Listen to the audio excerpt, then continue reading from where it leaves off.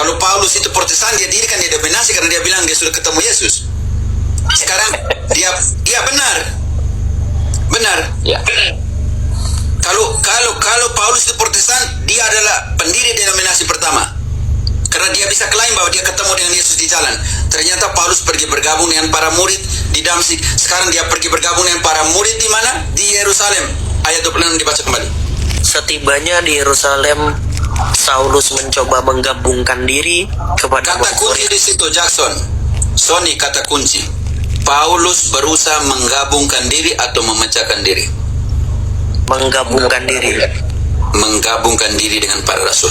Nanti lihat dia tinggal dengan para rasul atau tidak. Tetapi semuanya takut kepadanya karena mereka tidak dapat percaya bahwa ia juga seorang murid. Barnabas ya, nanti posisi Barnabas di sini. Tapi Barnabas juga belum ditabiskan ya. Oke.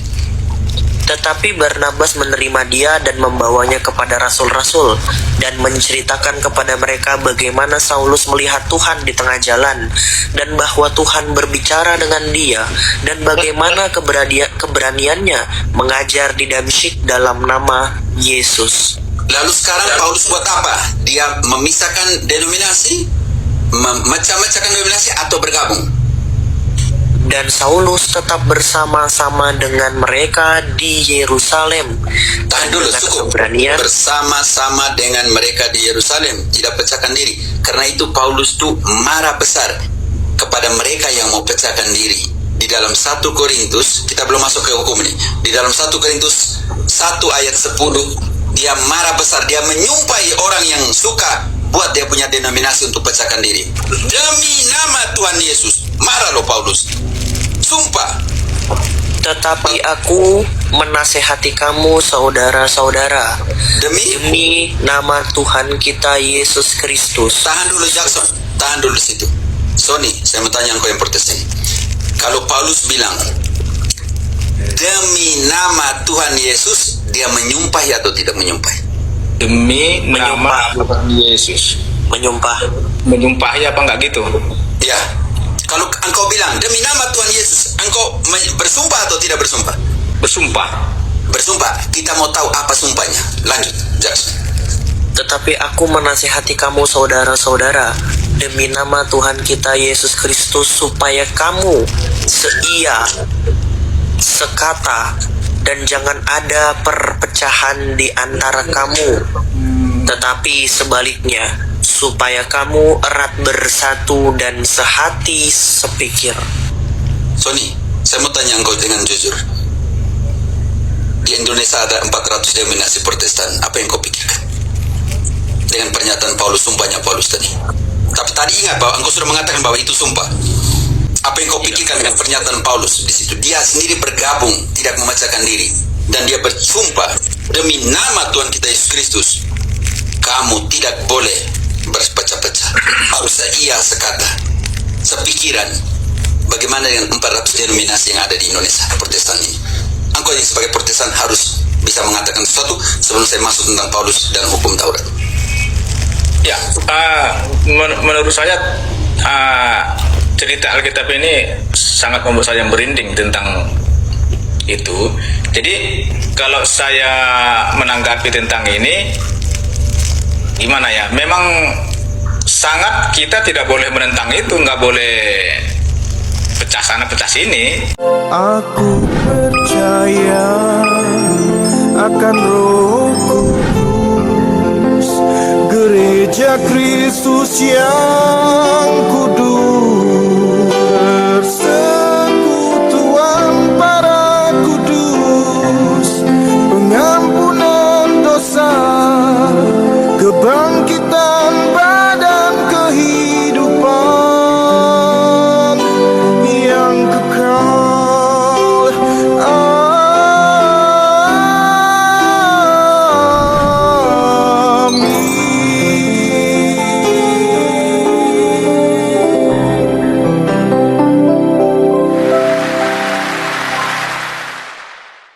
Salve.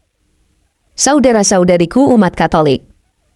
Pertobatan Santo Paulus dalam perjalanannya menuju Damsyik bukanlah sebuah mandat untuk mendirikan agama baru atau sekte pribadi, melainkan panggilan untuk melayani tubuh Kristus yang satu.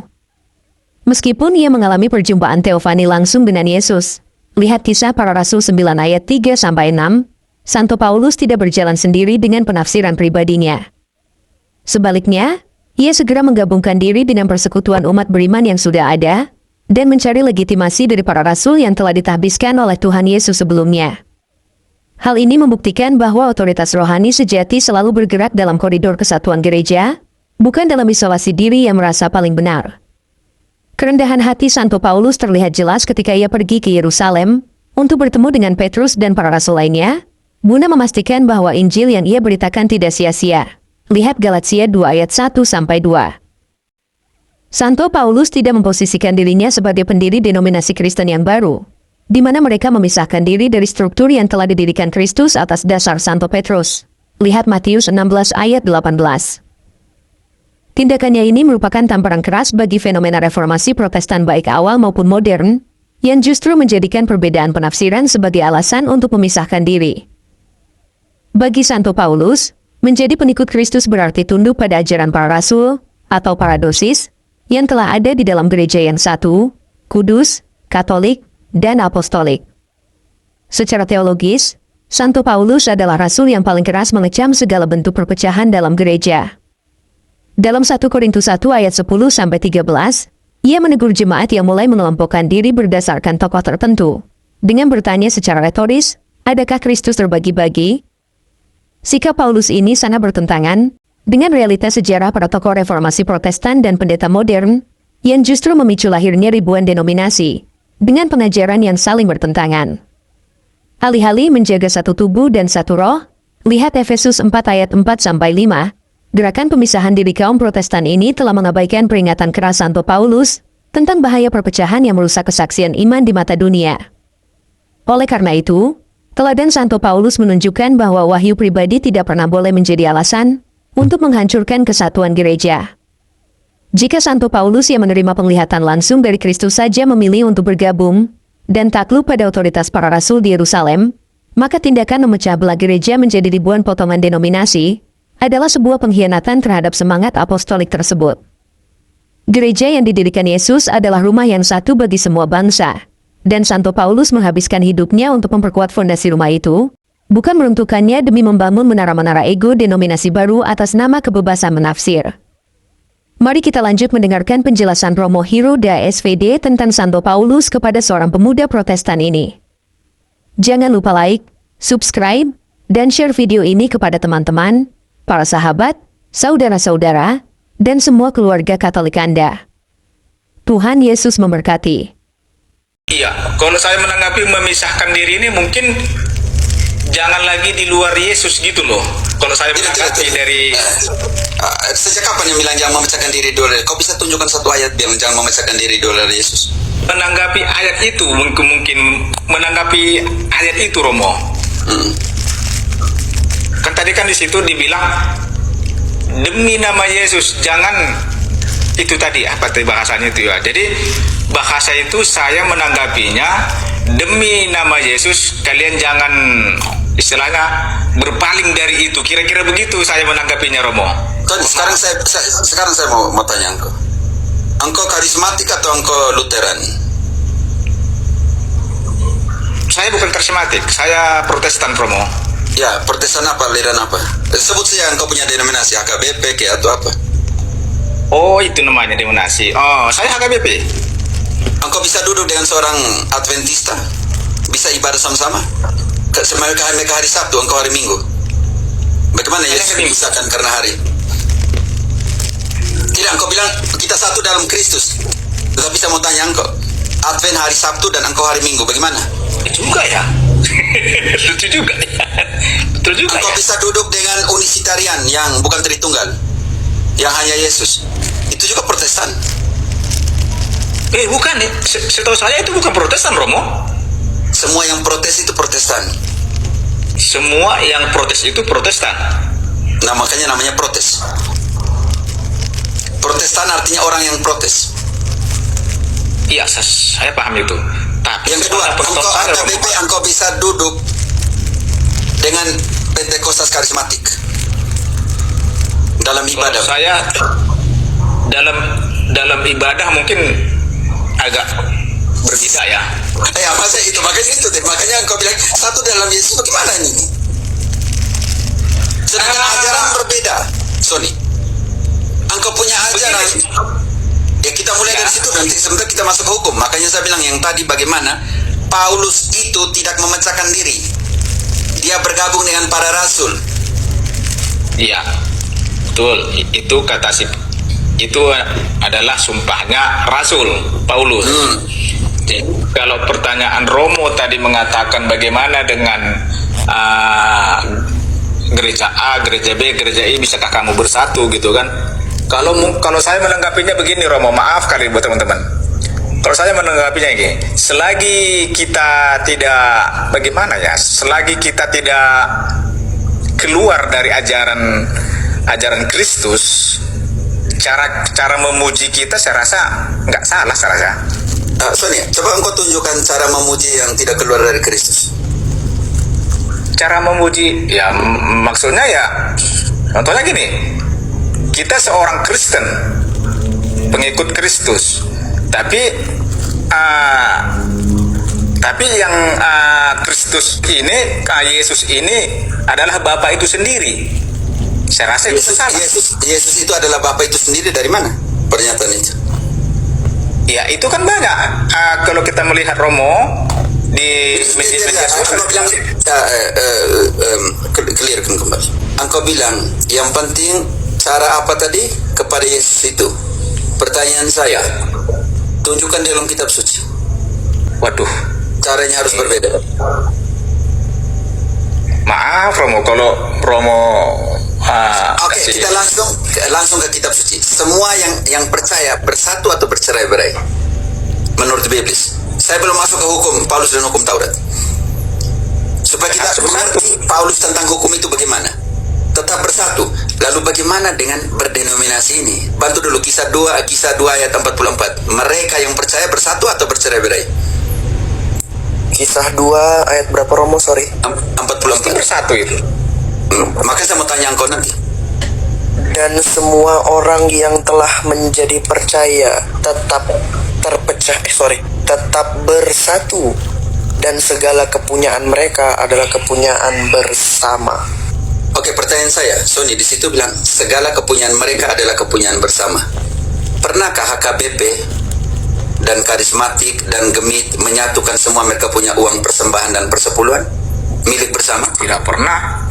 Kalau begitu bertentang semua dengan kitab suci itu kalau begitu. Coba ulangi Romo. Pernahkah denominasi? Karena tadi bilang baca kembali ayatnya. Dan saya mau tanya engkau. Dan semua orang yang telah menjadi percaya tetap bersatu. Yang pertama, Dan tahan dulu. segala- Semua yang percaya tetap bersatu. Yang kedua ini saya mau tanya dari contoh pengalaman langsung engkau punya. Dan segala kepunyaan mereka adalah kepunyaan. Segala kepunyaan mereka adalah kepunyaan bersama. Bagaimana dengan di sini? Antara denominasi akan mengatakan bahwa itu kepunyaan bersama?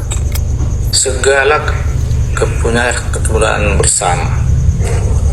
Engkau bilang tadi semua orang percaya kan bersatu dalam Yesus, tapi bagaimana dengan di sini yang mereka punyai?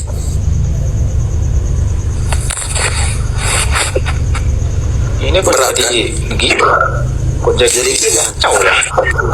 Kacau. Kalau tanya Katolik gampang.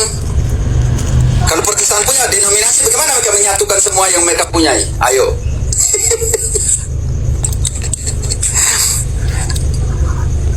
Engkau bayangkan itu, semua yang percaya tetap bersatu. Tadi engkau bilang, yang penting bersatu dalam Yesus. Tapi, dan segala kepunyaan mereka adalah kepunyaan bersama. Mereka ini merujuk siapa, Romo? Semua yang percaya dalam Kristus tadi yang kau bilang tadi itu. Engkau yang penting kita bersatu dalam Kristus. Jadi sekarang tunjukkan pernyataan itu harus digenapi. Tadi ayat itu mengatakan semua yang percaya tetap bersatu dan segala yang mereka punyai adalah kepunyaan bersama. Hartanya mereka. Ini yang punya kata punyai ini merujuk apa, Romo? Apa yang kau punyai, milikmu, uangmu, makananmu, rumahmu, dan semuanya itu. Milik bersama.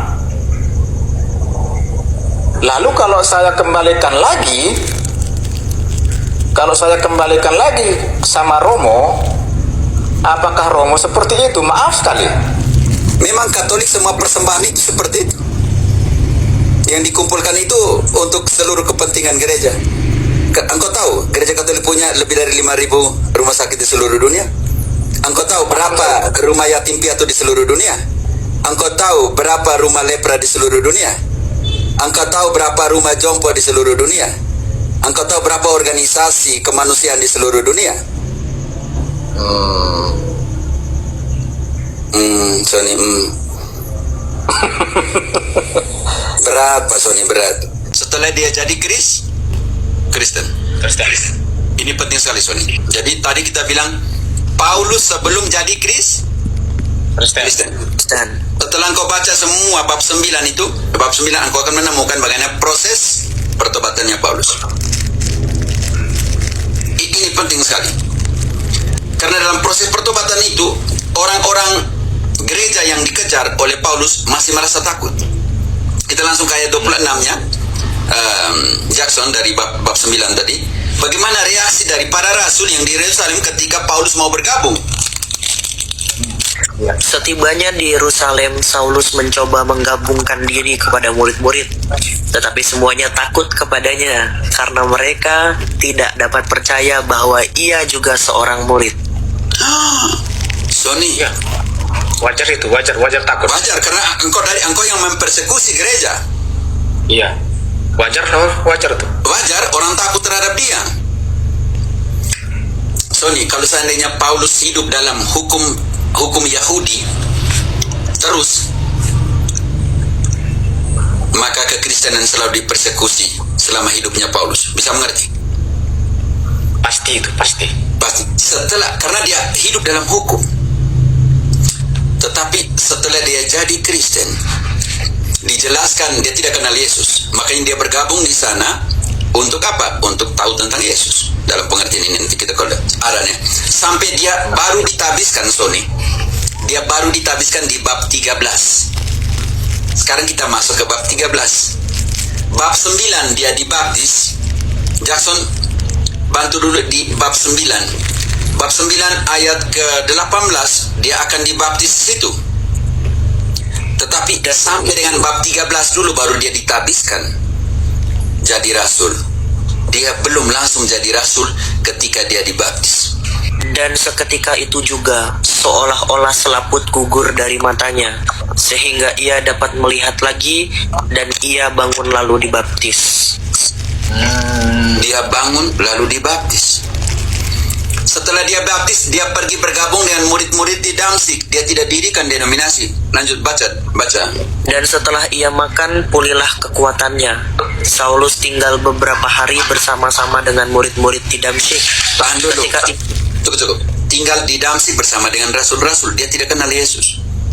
Baru ketemu di ayat 3 dan 4 di bab 19 itu. Sekarang dia harus pergi menghadap para rasul di Yerusalem. Makanya ayat 26 dia pergi kemana? Untuk bergabung dengan para rasul, bukan dirikan denominasi. Oh iya, oke. Pertanyaan saya nih Romo dan teman-teman gini.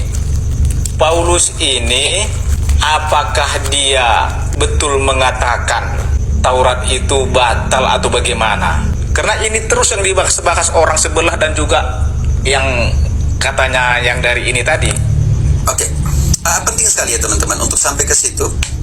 Kita harus lihat bagaimana konsep Paulus tentang hukum Taurat. Atau siapakah Paulus dulu di dalam keyahudian. Oke? Ini engkau harus mengerti itu dulu. Pertanyaan saya, ketika Paulus sebelum dia jadi Kristen, siapakah Paulus sebelum jadi Kristen? Setahu saya Romo, Paulus ini si Saulus dulu namanya ya. Saulus ini dulu dia ini sangat membenci pengikut Kristus. Dan juga sangat satunya karakter pribadinya. Pertanyaan saya, kekristenan agama baru. Sebelum dia jadi orang Kristen, memeluk agama Kristen, dia adalah penganut atau pemeluk apa? Itu yang pertanyaan saya. penganut agama apa? Setahu saya dia jahat, itu aja Romo. Wah, bahaya sekali. Dia penganut agama Yahudi. Engkau harus mengerti itu dulu. Bantu dulu Galatia 1 ayat 13.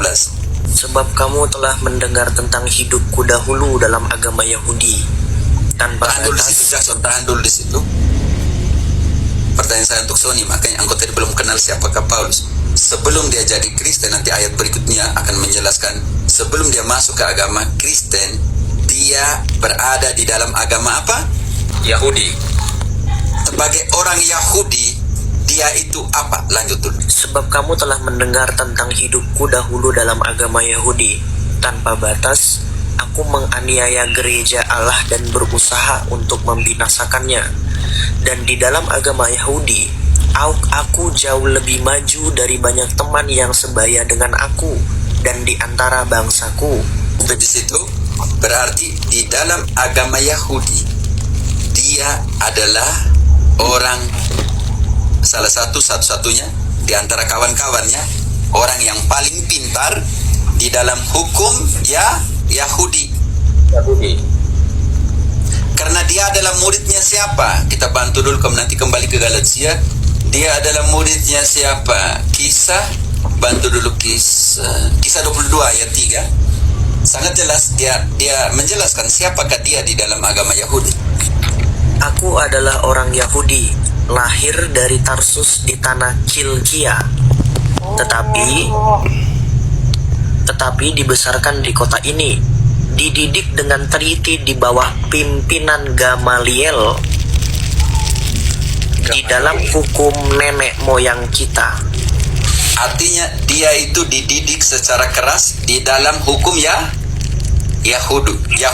Tradisi Yahudi, hukum-hukum Musa yang dibawa tradisi perjalanan mereka antara Abraham, Yakub dan Ishak.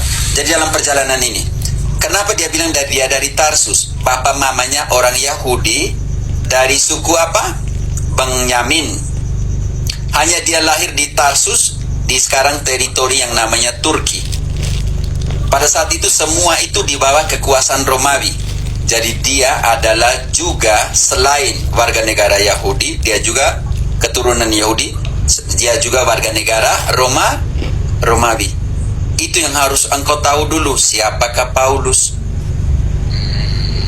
Kalau engkau tidak tahu siapakah dia, pertama, engkau akan macet ketika dia omong tentang hukum.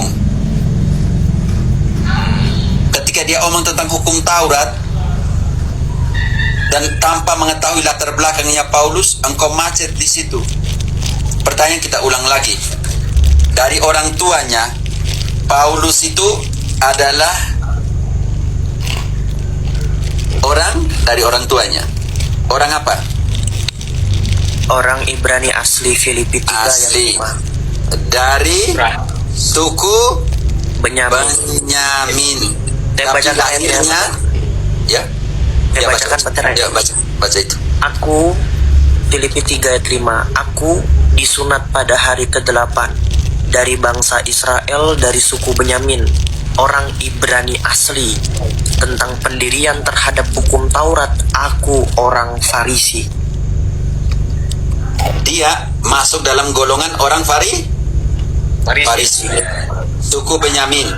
Muridnya guru terkenal yang namanya Gamaliel. Sekarang kita masuk dia seperti itu karena dia menjunjung tinggi agama Yahudi. Maka orang-orang Yahudi itu membenci siapa? Gereja Allah. Membenci gereja Allah. Contohnya nih, ketika Paulus bilang Petrus bilang siapa yang membumbung Yesus Kristus? Orang apa? Bantu dulu. Kisah 5 ayat 30 kalau tidak salah.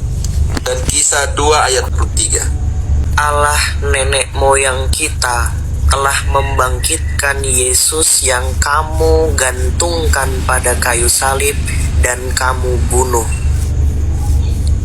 Sekarang kisah 2 ayat 23 atau 3 ayat 23, 2 ayat 23 kalau tidak salah. Dia yang diserahkan Allah menurut maksud dan rencananya telah kamu salibkan dan kamu bunbun oleh tangan bangsa-bangsa durhaka. Orang Yahudi menurut Petrus di situ membumbun Yesus, tetapi menggunakan orang Romawi. Orang Romawi. Oke, ini penting sekali harus dilihat. Dan karena membenci kekristenan, pengikutnya Kristus, maka Paulus yang adalah orang Farisi yang tadi sudah dijelaskan tadi, dia buat apa? Dia buat apa? Kisah 8 ayat 1. Paulus buat apa kepada gereja? Saulus juga setuju bahwa Stefanus mati dibunuh. Pada waktu itu, mulailah penganiayaan yang hebat terhadap gereja di Yerusalem. Mereka semua, kecuali rasul-rasul, tersebar ke seluruh daerah Yudea dan Samaria. Lanjut, dia buat apa? Kisah 8 ayat 1. Pada waktu itu mulailah penganiayaan yang hebat terhadap gereja di Yerusalem. Mereka semua, kecuali rasul-rasul yang tersebar ke seluruh daerah Yudea dan Samaria. Lanjut ayat 2, Pater. Lanjut sampai ayat 3. Orang-orang yang saleh menguburkan mayat Stefanus serta meratapinya dengan sangat. Tetapi Saulus berusaha membinasakan gereja itu, dan ia memasuki rumah demi rumah dan menyeret laki-laki dan perempuan keluar dan menyerahkan mereka untuk dimasukkan ke dalam penjara. Oke, tahan dulu di situ. Apa yang dibuat Paulus sebelum dia jadi orang Kristen, sorry? Membinasakan. Membunuh. Kenapa? Membunuh. Membunuh. Oke. Bab 9 ayat 1. Dia buat apa? Dia minta surat izin untuk membunuh orang-orang Kristen kepada imam-imam Yahudi. Sementara itu, berkobar-kobarlah hati Rasul Paulus untuk mengancam dan membunuh murid-murid Tuhan. Ia menghadap imam besar dan meminta surat kuasa daripadanya untuk dibawa kepada majelis-majelis Yahudi di Damsyik, supaya jika ia menemukan laki-laki ataupun perempuan yang mengikuti jalan Tuhan, ia menangkap mereka dan membawa mereka ke Yerusalem. Oke. Sekarang Aku percaya akan Roh Kudus, gereja Kristus yang